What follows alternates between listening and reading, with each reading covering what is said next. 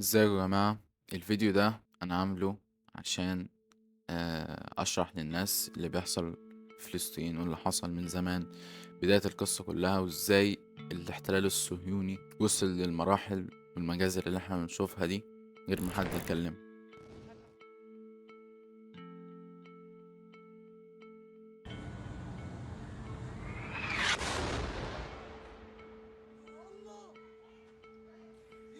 إذا هذه لحظة استهداف المستشفى المعمداني بقذيفة استهدفت ساحته حيث يتجمع فيها المئات من النازحين الذين التجأوا إلى باحاته ظنا منهم بأنه مكان آمن، وأسفرت حتى الساعة عن سقوط أكثر من 500 ضحية بين قتيل وشهيد وجريح. طبعا انا عامل الفيديو ده عشان في ناس ما يعرفوش حاجة عن القضية، فيعني الفيديو ده هيكون توضيحي شوية عن القصة. مش مطلوب منك اي حاجة خالص تعملها غير ان انت تقاطع المنتجات اللي بتدعم الكيان ده وتحاول تنشر كلام تعرف الناس عن اللي بيحصل، حتى لو حد من الاجانب او اي دولة تانية كان بيناقش ان فلسطين هي اللي بتتعدى على الكيان الصهيوني، حاول تشرح له، يمكن هو مش فاهم فعلا. فالفيديو ده هيساعدك لو انت ما تعرفش اي حاجة خالص عن القصة وعايز تعرف، فانت ربنا يجازيك كل خير والله. قبل ما نبدأ بس عايز اقول للي بيقول لو انا نشرت او مبقتش اشتري المنتجات اللي بتدعم الكيان ايه اللي هيحصل؟ يعني هل فلسطين هتتحرر بعدها؟ لا، فلسطين مش هتتحرر، بس انت اتخذت موقف كده. انت يوم القيامة لو ربنا سألك انت ليه ما عملتش كده مش هتعرف ترد. ده المفروض واجب تعمل، واجب، مش انت بتفضل عليهم يعني بخيرك ولا حاجة. يعني انت مش مستنيين منك حاجة على فكرة، ده المفروض ده واجب ديني تطلع تتكلم وتقول وتعرف الناس. انت لو حرفيا ما اتحركتش بعد اللي بيحصل في المسلمين اللي في فلسطين انت مش انسان. يعني بصراحة لو انت مفيش حتى في قلبك على الاقل اتحركت او من دينك يا اخي، فيعني انا بس مش عايز اكتر عليكم في المقدمة، فنبدأ الفيديو.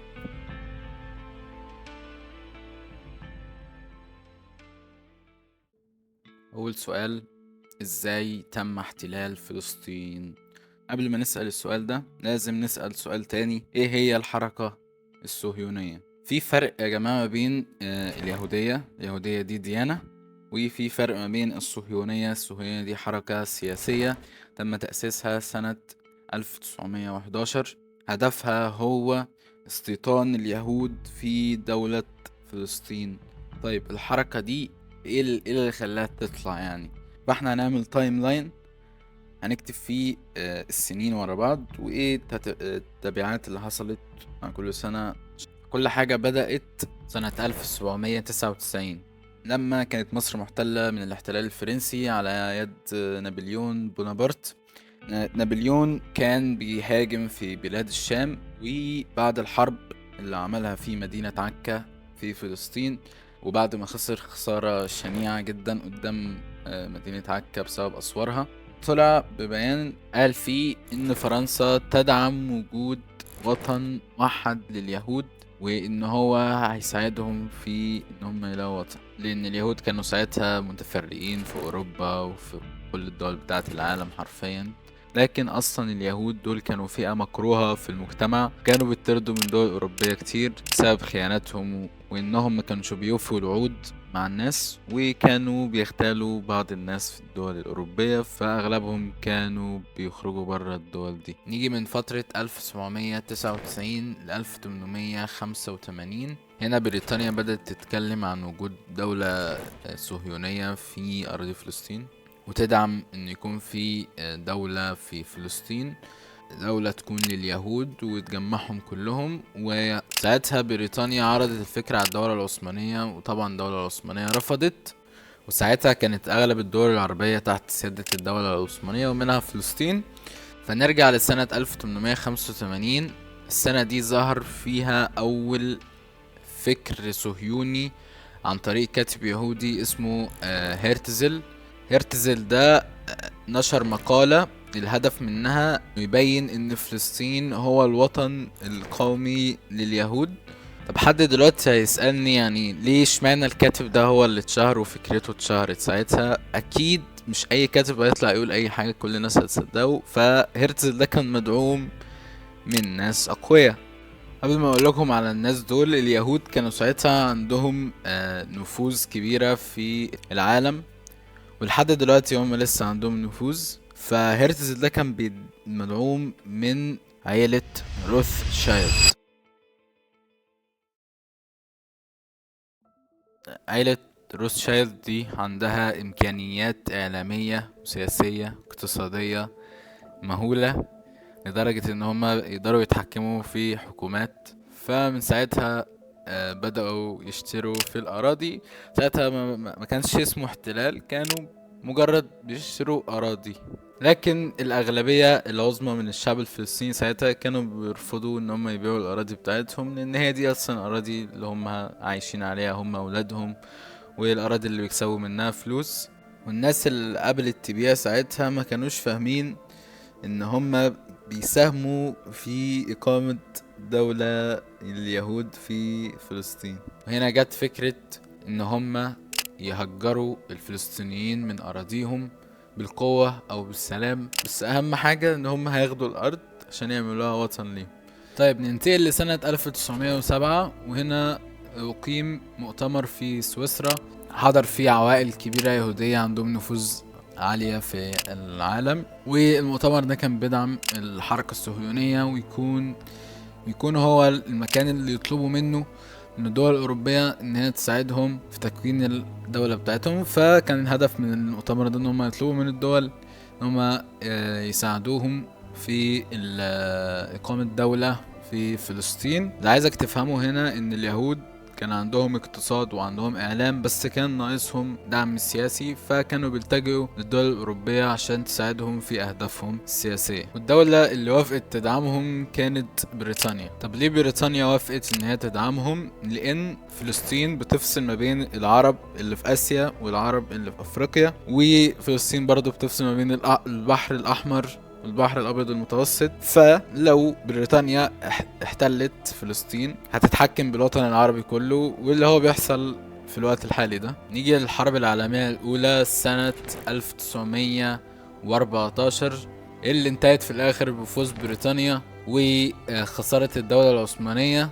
وبعدها الدولة العثمانية اتفككت للدول، وكل الدول الأوروبية خدت دولة كذا ومش عارف دي خدت دولة مين، وفلسطين بقت تابعة لبريطانيا وبقت مستعمرة بريطانية.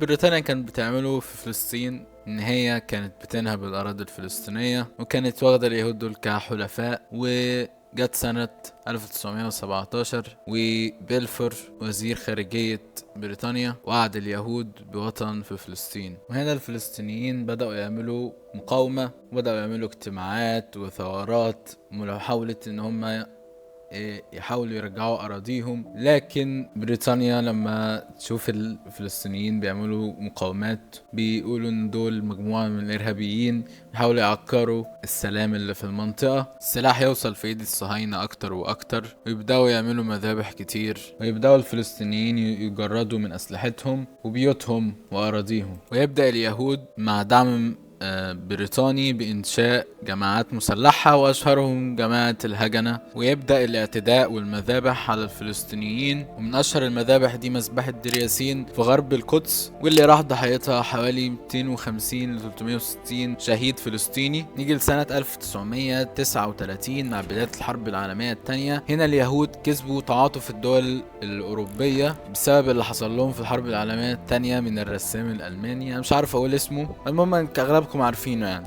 فبعد اللي حصل ده والإبادة اللي حصلت لهم في الحرب العالمية الثانية والحرق، طلع مصطلحين جداد أو مصطلح واحد وطلع منه مصطلح بعديه: السامية ومعادين السامية.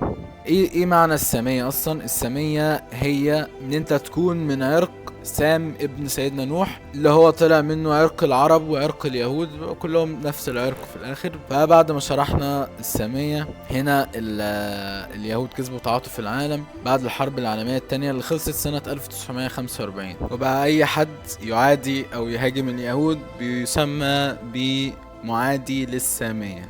يثوروا الفلسطينيين اكتر واكتر، ويبدأوا يعملوا ثورات اكتر واكتر، لدرجة ان هم انقطعوا عن العمل 6 شهور، فيؤدي ده لوقوع الدولة اقتصاديا. فيضطر الانجليز ان هم يقولوا احنا عندنا حل بسيط وحل سهل، ان احنا نقسم الدولة لدولة تكون اليهود بس، ودولة تكون الفلسطينيين بس، عشان ما يحصلش مشاكل ما بين الاتنين. وعشان تكون في الصورة، من بعد التسهيلات اللي عملتها انجلترا لليهود، وصل عدد سكان اليهود في فلسطين ساعتها 30% من عدد سكان فلسطين، واللي كانوا بيملكوه من الأراضي هو 5.5% بس، والباقي كان بتاع الفلسطينيين. وال5.5% دول كانوا من النهب والشراء الغصب والشراء العادي والمذابح والأراضي اللي ما كانش في حد ساكنها، فيعني كان أغلبهم مسؤولين أصلا. يرفض الفلسطينيين فكرة الإنجليز، وبيقولوا ان الارض دي ارض فلسطينية، مهما تعملوا هتبقى ارض فلسطينية. تستمر مقاومة الفلسطينيين لليهود والانجليز في نفس الوقت، ويستمر اليهود والانجليز باعتدائهم المسلح على الفلسطينيين العزل. وهنا بريطانيا راحت ساحبة نفسها من فلسطين، وقالت احنا ملناش دعوة بالمشاكل اللي ما بينكم دي، وادت سابت الموضوع للأمم المتحدة. والأمم المتحدة يعني بكل عدل يعني ادت 56% من أراضي فلسطين لإسرائيل، وعملت لهم دولة سنة 1948. يعني الأمم المتحدة دي يعني قمة في العدل الصراحة، يعني ادت نسبة لدولة محتلة أكتر من نسبة لأصحاب الأرض. يعني بقى الفلسطينيين 44% بس. وبعد كده فلسطين قالت لجامعة الدول العربية انتوا مش هتساعدونا ولا ايه؟ راحوا عاملين اجتماع الدول العربية بدون تفاصيل يعني، والدول العربية قررت تجمع جيش عشان تهاجم اسرائيل، ويعني الجيش ده انهزم بدون تفاصيل برضو، وأدى إلى إقامة دولة إسرائيل سنة 1948 للأسف يعني.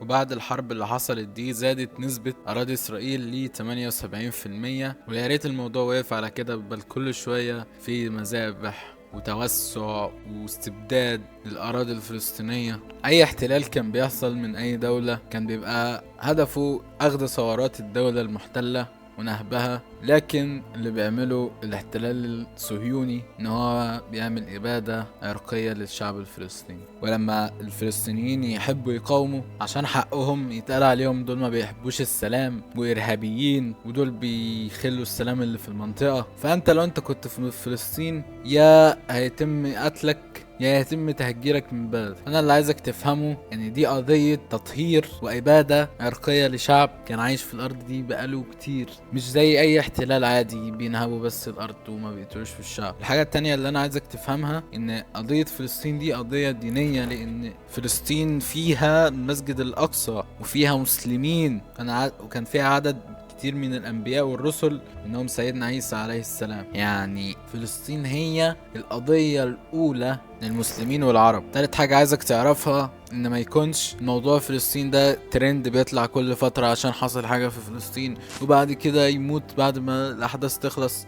لا، المفروض فلسطين انك تتكلم عنها لحد ما فلسطين تتحرر. لحد دلوقتي ميت اكتر من 20,000 شهيد في فلسطين في الحرب الأخيرة اللي حصلت في فلسطين. حط نفسك مكانهم، حاول تدعمهم بأي شكل، قاطع المنتجات اللي بتدعم الكيان، اتكلم على مواقع التواصل الاجتماعي، عرف صحابك، عرف أهلك لو ما يعرفوش. في الفيديو ده كنت حابب أوصل لك الفكرة بشكل مختصر على اللي بيحصل في فلسطين وازاي وصلنا للمكان ده. اتمنى يكون الفيديو ده عجبك وتكون فهمت القضية والقصة. آخر حاجة عايز أقولها، والله غالب على أمره ولكن أكثر الناس لا يعلمون.